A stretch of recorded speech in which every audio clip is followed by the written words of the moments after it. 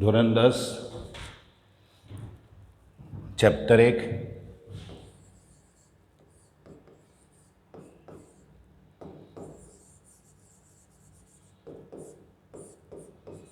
ગણિત। હવે વધુ આપને આગળ વધીએ। ગઈકાલે આપને કેટલીક વાતોને જોઈ ગયા હતા કે ભાઈ કઈ રીતે થાય ને શું થાય। તો હવે થોડુંક આગળ વધારે માનો કે કોઈ બે સંખ્યાઓનો ગુસાઅ શોધવો છે, સંખ્યાઓ એ અને બી। તો શું? તો એ બંને સંખ્યાનો ગુણાકાર નીચે એ જ બે સંખ્યાનો લસાઅ। ફરીથી કોઈ બે સંખ્યાઓનો ગુસાઅ શોધવો હોય તો બીજી કઈ રીત છે એની? તો એ બંને સંખ્યાઓનો ગુણાકાર અને એ બંને સંખ્યાઓનો લસાઅ વડે એને ભાગાકાર કરવાના છે। આ એક સૂત્ર છે। બીજું એક સૂત્ર, આને થોડોક ક્રોસ કરી લખીએ।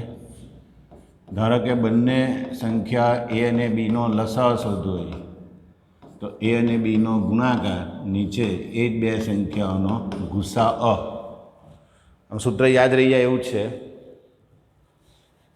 ગુસાઅ શોધવો હોય તો બંનેનો ગુણાકાર છેદમાં લસાઅ, લસાઅ શોધવો હોય તો બંનેનો ગુણાકાર છેદમાં ગુસાઅ। ક્રોસ ક્રોસમાં બંને સૂત્ર યાદ રહી જાય એવી છે। હવે એવું બને કે કોઈ દાખલામાં 3 સંખ્યા હોય, આમાં કેમ બે સંખ્યા છે એ અને બી। કોઈ દાખલામાં 3 સંખ્યા હોય એ, બી અને સી। હવે જોજો શું થાય। ધારો કે મારે એનો ગુસાઅ શોધવો છે એ, બી અને સીનો। તો શું? તો એ 3 3નો ગુણાકાર એની સાથે એ 3 3ના લસાઅનો ગુણાકાર તથા એ અને બીનો લસાઅ નીચે એની સાથે ગુણાકારમાં બી અને સીનો લસાઅ, એની સાથે ગુણાકારમાં સી અને એનો લસાઅ। આમ યાદ રાખવાનું કે ગુસાઅ છે તો આ બાજુ બધું લસાઅની જ બધી વાતો છે। અહીંયા કેમ ગુસાઅ છે તો અહીંયા લસાઅ છે, અહીંયા લસાઅ છે તો અહીંયા ગુસાઅ છે। તેમાં સૂત્ર યાદ રહી જાય એવું છે કે જો તમે ગુસાઅની વાત કરો છો તો પેલી બાજુ બધું લસાઅની જ વાત આવે છે। પણ યાદ રાખવાનું કે 3 3 સંખ્યાનો ગુણાકાર એની સાથે 3 3 સંખ્યાનો લસાઅ અને નીચે દર 2 2 સંખ્યાના લસાઅ અને ભેગો ગુણાકારમાં છે। તો હવે આવું બીજું સૂત્ર પણ આપણે એને બનાવી શકીએ તેમ છે। ધારો કે 3 સંખ્યાઓનો લસાઅ પૂછેલો છે તો શું? તો કંઈ નહીં, 3 3 સંખ્યાનો ગુણાકાર એની સાથે 3 3 સંખ્યાનો ગુસાઅનો ગુણાકાર નીચે દર 2 સંખ્યાઓનો ગુસાઅ એ બી, પછી બી સી અને સી એ। તો મને લાગે છે કે થોડુંક આમ મહેનત કરો તો પછી યાદ રહી જાય એવું સૂત્ર છે। એટલે કદાચ પરીક્ષામાં આ સૂત્રની કંઈ જરૂર પડે તો તમે એને આ રીતે ઉપયોગ કરી શકો તેમ છો। એક વખત આ સૂત્રને જોઈએ ઉપર, ગુસાઅ એ બી તો સામે બંનેનો ગુણાકાર છેદમાં લસાઅ, લસાઅ એ બી તો સામે બંનેનો ગુણાકાર છેદમાં ગુસાઅ બંનેનો, 3 3નો ગુસાઅ તો સામે 3 3નો ગુણાકાર એની સાથે 3 3નો લસાઅનો ગુણાકાર છેદમાં દર 2 અલગ અલગ નંબરનો લસાઅ। અને લસાઅ એ બી સી શોધો છો તો સામે 3 3નો ગુણાકાર એની સાથે ગુસાઅનો 3 3નો ગુસાઅનો ગુણાકાર એની છે દર 2નો ગુસાઅનો ગુણાકાર। તો મને લાગે કે આ રીતે તમે આ વસ્તુ અહીંયા યાદ રાખી શકો, એવું કંઈ અઘરી વસ્તુ નથી। કોશિશ કરજો એક વખત એટલે વાંધો નહીં આવે, તમને ખબર પડી જશે।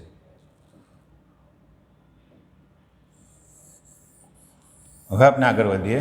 ગઈકાલે છેલ્લા પિરિયડમાં આપણે 2-3 દાખલા કરી ગયા હતા અને મેં એવું કીધું હતું કે આમાં કોઈ અઘરી વસ્તુ નથી, તમે આરામથી કરી શકો છો. કેવી રીતે જોજો. ધારો કે મેં ગઈકાલે એક દાખલો સમજાવ્યો હતો કે ભાઈ વર્ગમૂળ 2 અસમય છે. હવે આપણે આગળ વધીએ. એક્સરસાઇઝ 1.3 એમાં નંબર 1, સાબિત કરો કે વર્ગમૂળ 5 અસમય છે.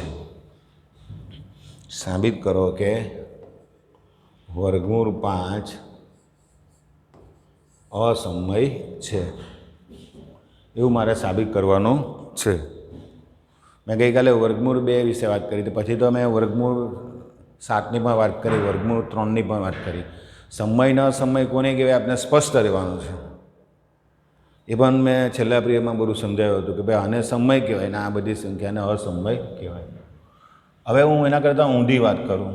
મારે સાબિત કરવું છે કે વર્ગમૂળ 5 અસમય છે, તો હું ઊંધું ધારું છું. ધારો કે વર્ગમૂળ 5 બરાબર સમય, એટલે કે વર્ગમૂળ 5 સમય છે.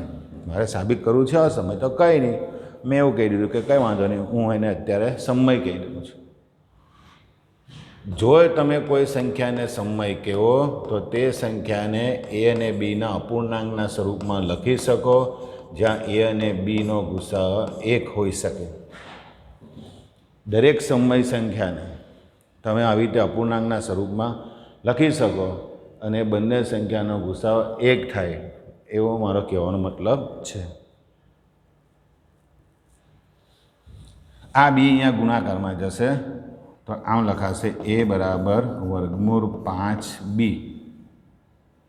ગઈકાલે છેલ્લા પ્રેમમાં જોઈ ગયા હતા. પછી બંને બાજુ વર્ગ કરી નાખી તો a નો વર્ગ વર્ગમૂળ 5નો વર્ગ 5 અને bનો વર્ગ. આને હાલ પૂરતું હું પરિણામ નંબર 1 કહેવું છું. આને બરાબર સમજો કે આનો મતલબ શું થાય. આનો મતલબ એવો થાય કે ભાઈ 5 કોણ, તો 5 એ a સ્ક્વેરનો અવયવ. બી સ્ક્વેર કોણ, બી સ્ક્વેર એ a સ્ક્વેરનો અવયવ. એ સ્ક્વેર કોણ, એ સ્ક્વેર એ 5નો ગુણક.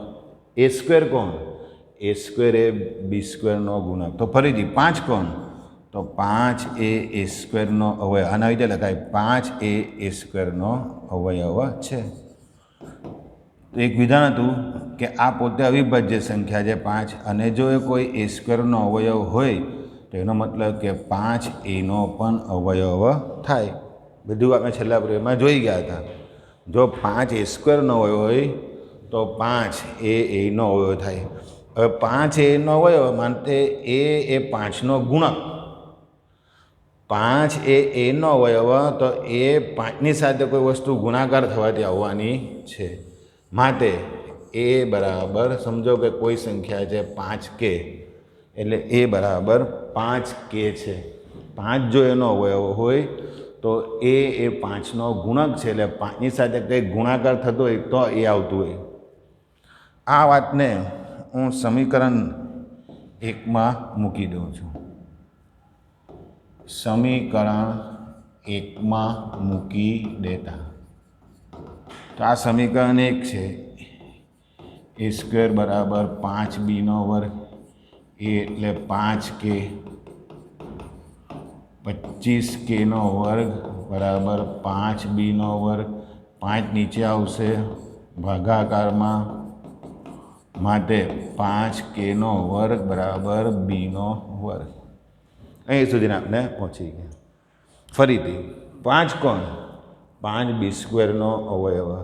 કે સ્ક્વેર કોણ, કે સ્ક્વેર એ બી સ્ક્વેરનો અવયવ. આ ખાસ બધાને બોલતા આવડતું છે. બી સ્ક્વેર શું, બી સ્ક્વેર એ 5નો ગુણક. બી સ્ક્વેર શું, બી સ્ક્વેર એ કે સ્ક્વેરનો ગુણક. ફરી પાછું બોલું કે 5 કોણ, 5 એ બી સ્ક્વેરનો અવયવ. તેથી 5 એ બી સ્ક્વેરનો અવયવ થાય, અને તેથી 5 એ બીનો પણ અવયવ થાય, કારણ કે 5 પોતે અવિભાજ્ય છે. 5 જો કોઈ બી સ્ક્વેરનો અવયવ થતો હોય તો 5 એ બીનો પણ અવયવ થાય. હવે 5 એ એનો અવયવ અને 5 એ બીનો અવયવ એનો, પરંતુ આપણે તો એવું કીધું છે કે એ અને બીનો તો ગુસાઅ 1 થાય, તો પછી આ શક્ય નથી. કારણ કે જો 5 એનો અવયવ અને 5 બીનો હોય તો ગુસાઅ 5 જ થવો જોઈએ, અથવા 5થી કોઈ બીજો નંબર થવો જોઈએ. ગુસાઅ એ ક્યારે આપણે કહે છે કે જ્યારે કોઈ અવયવ કોમન હોય નહીં ત્યારે. પણ અહીંયા તો 5 એનો અવયવ છે અને 5 એ બીનો અવયવ છે, પરંતુ ગુસાઅ તો એ અને બી 1 છે, જે શક્ય નથી. એનો મતલબ એવો થયો કે આપણી ધારણા ખોટી છે. ધારણા આપણે કઈ ખોટી છે? આ ધારણા કરેલી આ ખોટું છે. એનો મતલબ એ થયો કે વર્ગમૂળ 5 એ પોતે અસમય છે. આ રીતે આ સાબિત થાય છે. જરા પણ અઘરું નથી. તમે જો આને થોડુંક 2-3 વખત કરી નાખો, તમે જાતે પણ કોઈ દાખલા કરી નાખો તો આ જરા પણ અઘરું હોય, તમને પછી ફાવી જશે. પછી તમને એમ પૂછું વર્ગમૂળ 11 અસમય છે તો પણ સાબિત કરી નાખો. અહીંયા આવશે 121, નીચે 11, ફરી પાછો અહીંયા 11 આવે. હું તમને એમ કહું કે વર્ગમૂળ 7 અસમય છે તો પણ તમે કરી નાખો. અહીંયા આવે 7, અહીંયા 49, નીચે 7, ફરી પાછો 7, જ્યાં 5 દેખાય ત્યાં 7 આવે, 25 દેખાય ત્યાં 49 આવે. હું તમને એમ કહું કે વર્ગમૂળ 13 અસમય છે એવું સાબિત કરો, તો જ્યાં 5 દેખાય ત્યાં 13 આવે, જ્યાં 25 દેખાય છે ત્યાં 169 આવશે. તો મને લાગે કે હવે ખાલી તમે ધ્યાન આપ્યું હોય ને તો પણ આ દાખલો અહીંયા ખ્યાલ આવી જાય તેમ છે. એટલે હવે સ્પષ્ટ થઈ જવાનું છે આપણે કે આવા દાખલા મને આવડવાના જ છે. કારણ કે મેં જોયું છે આટલા જ્યાં ચોપડી બદલાઈ છે અને ચેપ્ટર 1 આવે એટલે બધાને પ્રશ્ન આ જ હોય કે ભાઈ આવું સાબિત કરવાનું છે કંઈ ખબર પડતી નથી. તો ખરેખર તેના પાયામાં સમય ન સમય વિશે જ એને કંઈ ખબર ન હોય, ત્યાંથી જ એની પ્રોબ્લેમ શરૂ થઈ જાય. ને પછી તેમાં બધું ધારવાનું ને આમ ને તેમ ને કોઈને કંઈ ગુણક ના હોય એમાં ખબર ન પડતી. હું તો એમ કે આવું 5-6 વખત ચેક કરી નાખો કે 10 બરાબર 2 ગુણ્યા 5. 2 કોણ? આ સાંભળજો, 2 કોણ? 2 10નો અવયવ. 5 કોણ? 5 10નો અવયવ. 10 કોણ? 10 2નો ગુણક. 10 કોણ? 10 5નો ગુણક. તો ક્યારે ગુણક બોલીએ છીએ, ક્યારે અવયવ બોલીએ છીએ, આ જો તમને થોડુંક ક્લિયર થઈ જતું હોય તો મને લાગે કે આ બધી વસ્તુઓ તરત ખબર પડી જાય. પછી આ એક પ્રમેય છે કે આ અવિભાજ્ય સંખ્યા એ સ્ક્વેરનો અવયવ હોય તો તે જ અવિભાજ્ય સંખ્યા એનો પણ અવયવ થાય. 5 પોતે અવિભાજ્ય છે. તો આવું પણ મેં એક વિધાન તમને અહીંયા સમજાવી દીધું. તો આવી થોડી ચોકસાઈ રાખવાથી મને નથી લાગતું કે આ કોઈ વાતો આપના માટે અઘરી સાબિત થઈ શકે. એટલે સ્વાધ્યાય 1.3નો પહેલો દાખલો આ રીતે આપણે સમજી શકીએ છે. આવું કંઈક બીજું પણ પૂછેલું હોય તો પણ તમે તો એને કરી જ શકવાના છે. જેમ કે બીજો કોઈ દાખલો હોય,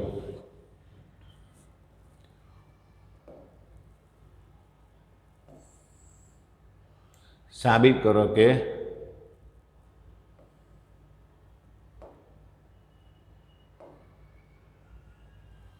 3 + 2 વર્ગમૂળ 5 અસમય છે. દાખલો નંબર 2 છે.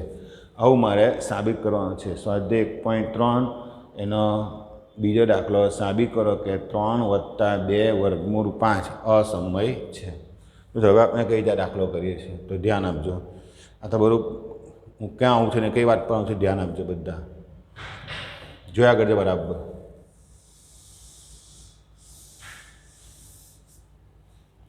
બરાબર અહીંયા ધ્યાન આપજો. ધારો મારે સાબિત કરવાનું છે કે 3 + 2 વર્ગમૂળ 5 અસમય છે. તો ઊંધો જાઉં છું. ધારો કે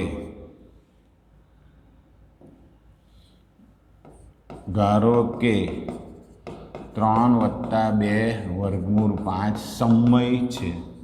મારે સાબિત કરવું છે અસમય, તો કંઈ નહીં, હું એને એમ કહી દઉં છું કે તે સમય છે. હવે ખાસ સમજો, આ જો આખું સમય થાય એનો એક જ રસ્તો છે કે વર્ગમૂળ 5 પણ સમય જ થવું પડે.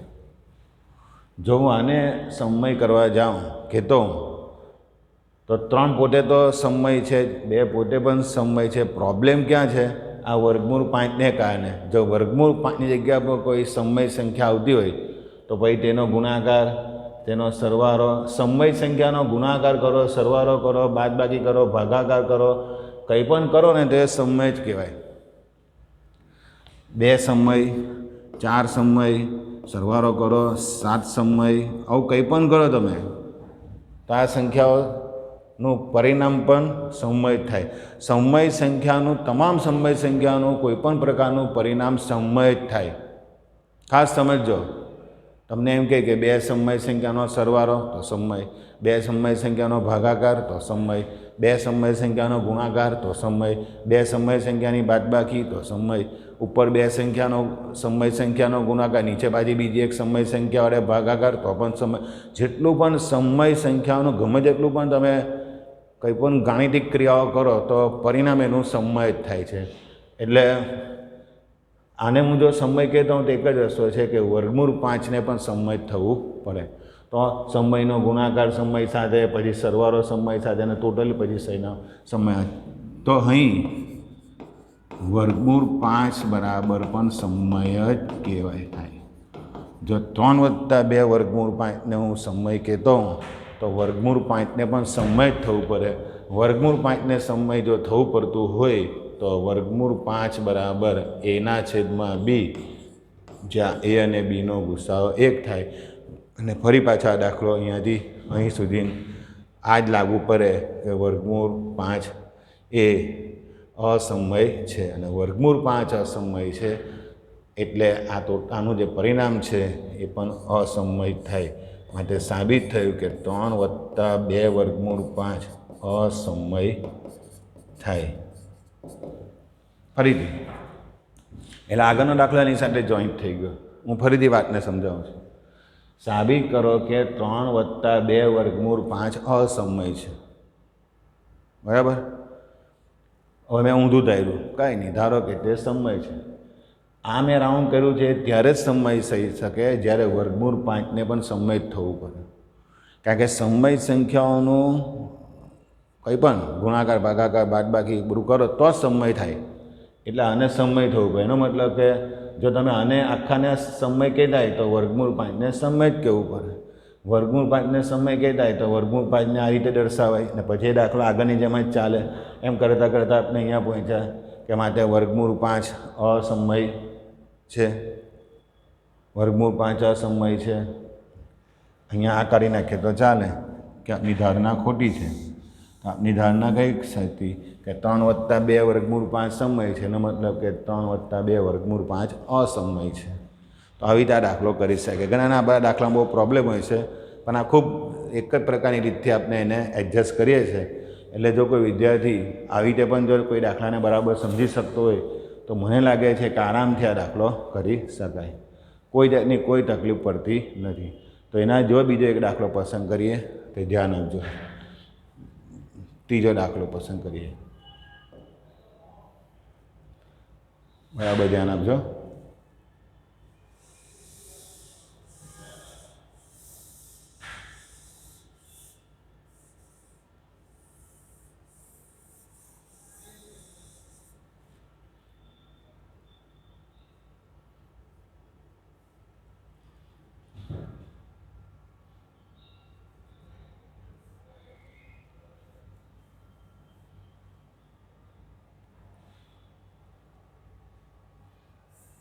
ચાલો જોઈએ.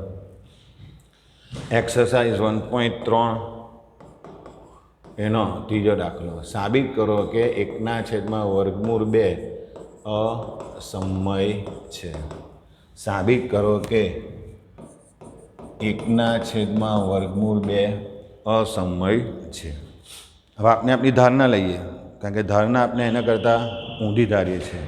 જે સાબિત કરવાનું છે એના કરતાં આપણે ઊંધા જવાનું છે.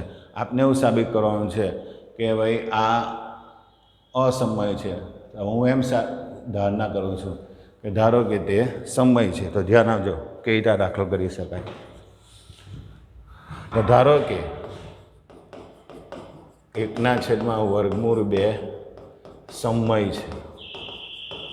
હવે સમય ક્યારે થાય? સમય સંખ્યાઓનું કંઈ પણ તમે ગુણાકાર, ભાગાકારને બધું કરો તો જ એ સમય થાય. તો આ તો 2 સંખ્યાનો ભાગાકાર છે.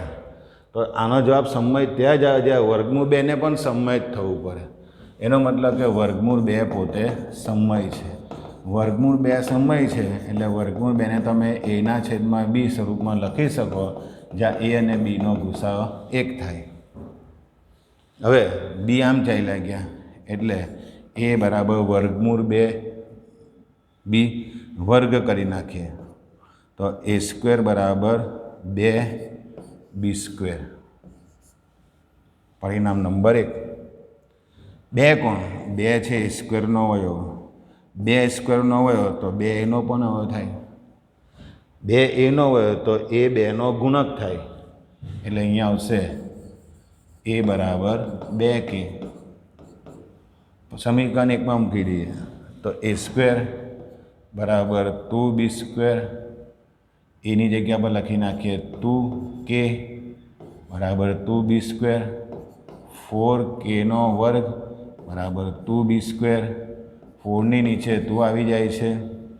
2 કે સ્ક્વેર બરાબર બી સ્ક્વેર. 2 બી સ્ક્વેરનો અવયવ માટે 2 બીનો પણ અવયવ થાય. હવે 2 એનો પણ અવયવ ને 2 બીનો પણ અવયવ, પરંતુ ગુસાઅ તો બંનેનો 1 છે. તો પછી આ કેવી રીતે શક્ય બને? જે શક્ય નથી. ધારણા ખોટી છે. ધારણા આપણે આ કરીએ છીએ એનો મતલબ કે 1ના છેદમાં વર્ગમૂળ 2 અસમય છે. તો આ રીતે આ દાખલો કરીએ તો મને લાગે છે કે કોઈ તકલીફ પડતી નથી. બરાબર આ દાખલાને આવી રીતે જોઈ જાઓ, કારણ કે છેલ્લે તો આપણે આ દાખલા પર આવી જઈએ છીએ. આવા બધા દાખલાઓ પર એક જ સરખી રીત છે તો લગભગ આ દાખલા તમને આવડી જાય તેમ છે.